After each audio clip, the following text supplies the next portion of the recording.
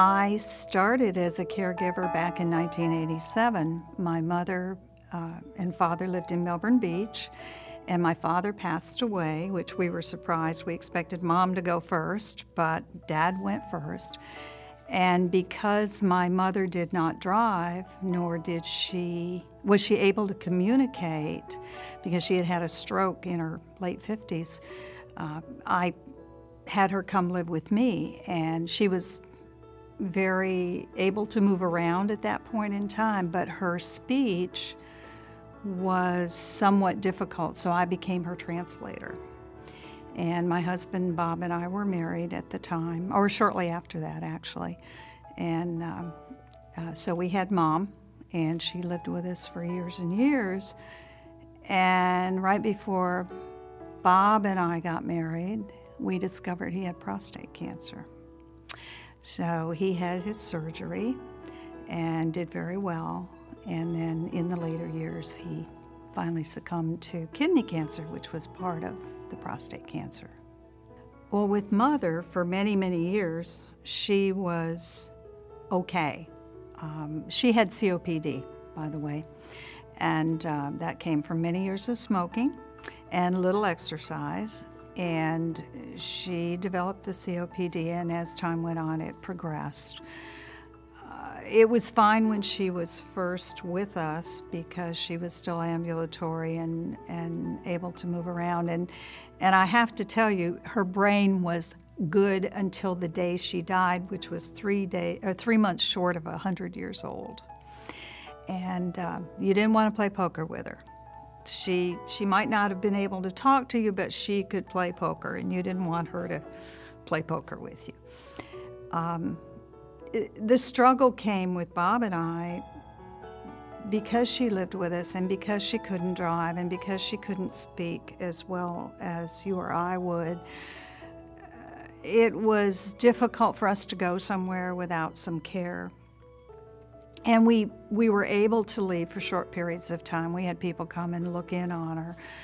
And she was still able to cook and do that kind of thing. But as time went on, of course, it got harder.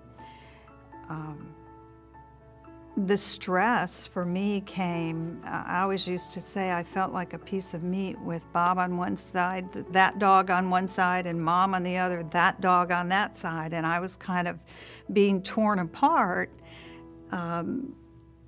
between the two of them, because my loyalty, it was hard to know where my loyalties were supposed to be.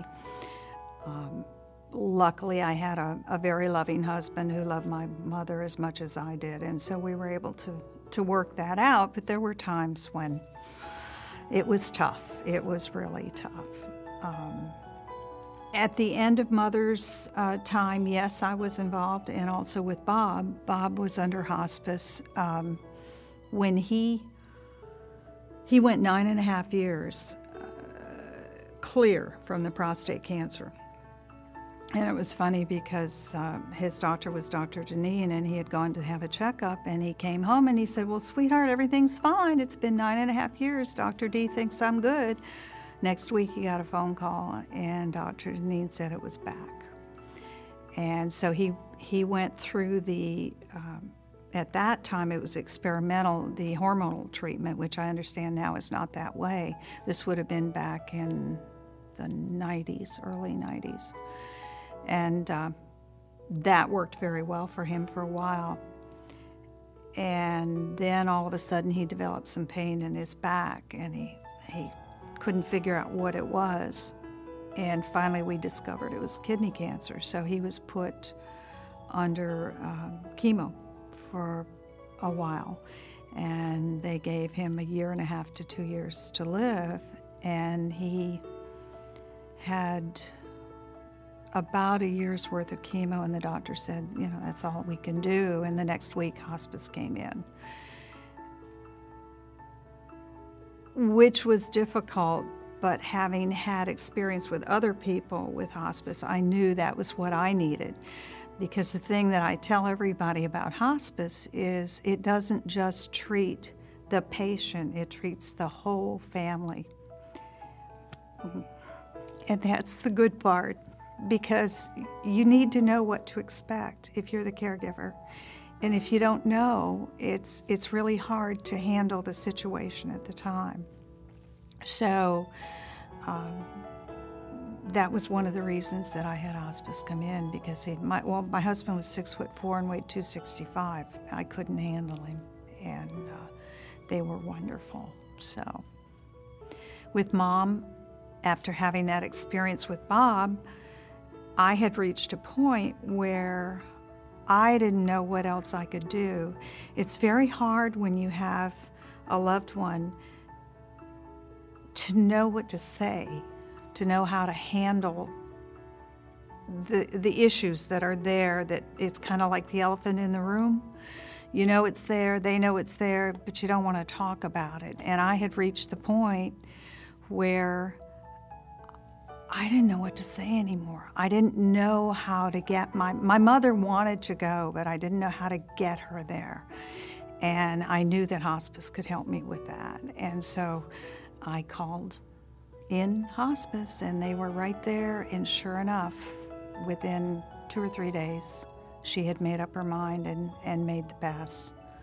So that was a good thing. It was interesting.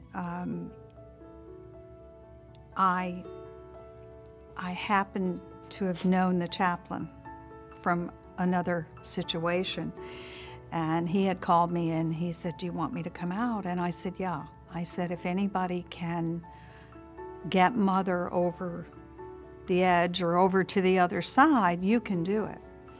And so he came out, and he was able to say things to her that made her transition, made it okay for her in her mind to get over that step. One interesting thing that happened, and it's a little strange, but it's kind of a good memory for me.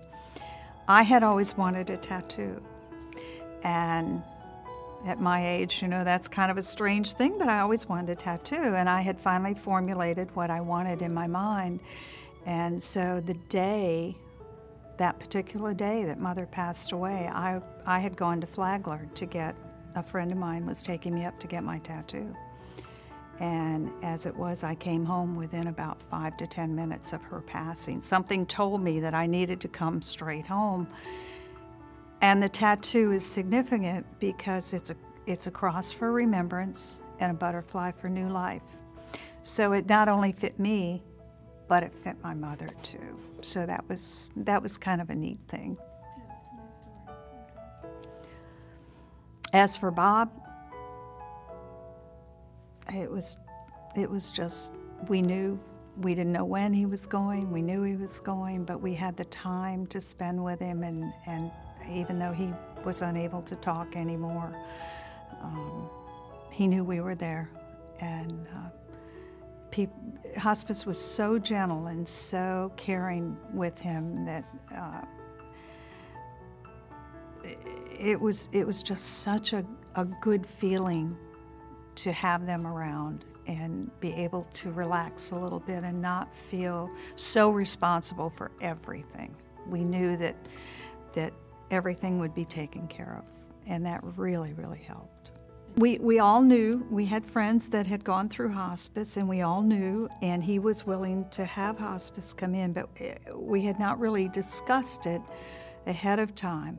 But I think you reach a point, if you're familiar with it especially, that you know that's the thing that you want to happen, because it's a dignified ending, if you will. And that was important, not just to me, but I think to Bob too. So it was just the right thing to do.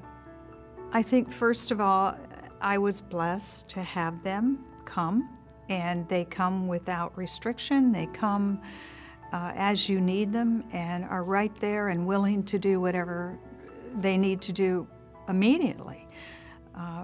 So that blessed me, and it blessed Bob, and it blessed Mother. And so I believe in giving back, and I like what they do. And so if I can help them continue on, then that just makes it that much better for me. I enjoy the camaraderie of working at the resale shop. We have a great time. We could use more volunteers, but we have a great time. And About the foot stop. yeah, sorry. Sorry. I should have had you take off your shoes. It's okay. And it's just a good organization. I'm proud to be a part of it. I really am. And I tell everybody about it.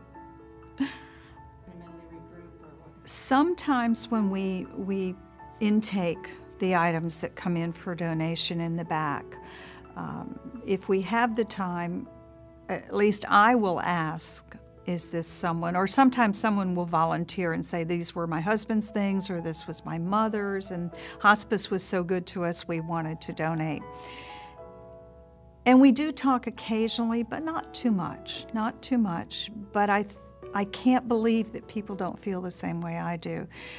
There is such pressure as a caregiver. I don't care if you do it for years or you do it for minutes.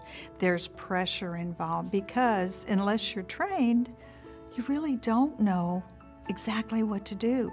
And this was so nice because you just knew that the hospice people knew exactly what to do. They would tell you what to do. They would take you through each step. And that's such a relief. And yet they're still taking care of your loved ones. I think it's great. I think it's absolutely great. The sad thing that upsets me with hospice and the general view is that people think that if you go on hospice, that's it. It's over. It's done. And it doesn't always have to be that way. But sometimes we just need help, and the caregivers need that help, and hospice provides that. No questions asked, pretty much. And it's a blessing.